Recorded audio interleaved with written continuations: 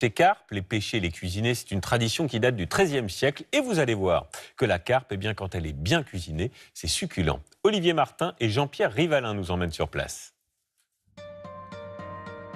On l'a surnommé le pays aux 1000 étangs. La Dombes se dévoile au fil de l'eau.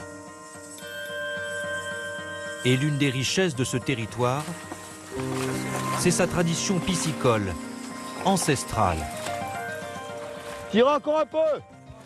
Et s'il est une saison à ne pas manquer, c'est bien l'automne qui marque le début des pêches d'étang. Faut être un peu maso, quoi. Qu'il pleuve, qu'il neige, qu'il gèle, on est là. Une pêche au filet, éprouvante, mais aussi mythique. Car en Dombes, elle se pratique depuis le XIIIe siècle. Et les gestes n'ont guère changé pour amener le poisson jusqu'au bord de l'étang. La pêche d'étang, depuis 1000 ans. Depuis le Moyen-Âge, les moines ont commencé. Et c'est important de continuer. Peut-être pas encore 1000 ans, j'en sais rien. Mais le plus longtemps possible. Une fois les filets tirés, les pêcheurs attrapent le poisson à l'aide de grandes épuisettes qu'on appelle les arveaux. Donc voilà, un brochet, un beau brochet et du cendre. 2 carnassiers. Et c'est les poissons qui ont le plus de valeur, en plus. Pour pêcher, le niveau de l'étang doit être abaissé. C'est l'une des caractéristiques de la Dombe.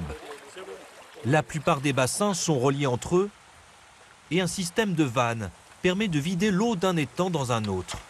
Une fois qu'on aura fini de pêcher, je vais vider un autre étang qui est au-dessus pour récupérer l'eau, pour renvoyer dans celui-là. Et ça nous évite de perdre de l'eau, parce que l'eau est précieuse, surtout des années comme ça. À peine sortis de l'eau, les poissons sont triés par espèces et pesés. Pêcheurs ou bénévoles, tout le monde participe. Et bien souvent, c'est en famille qu'on vient prêter main forte. Il y a mon grand-père, mon tonton, mon papa et puis ma cousine, ma sœur et puis moi. Je trouve ça super bien. Jusqu'à 10 tonnes de poissons pêchés sur cet étang. L'une des espèces les plus emblématiques est la fameuse carpe de Dombes. Elle est bien ronde, bien grasse. C'est des carpes qui font environ 2 kg, 2,5 kg. C'est idéal pour vendre. La carpe de Dombes et sa chair sont prisées des restaurateurs, comme Serge Malapelle.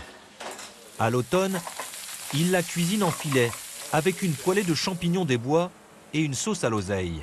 Un petit peu de sauce oseille. Autre recette emblématique de la Dombe, la goujonette de carpe.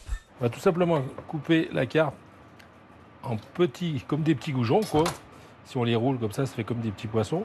On va couper dans les striures. Légèrement farinée. La petite goujonnette, donc à la grande friture.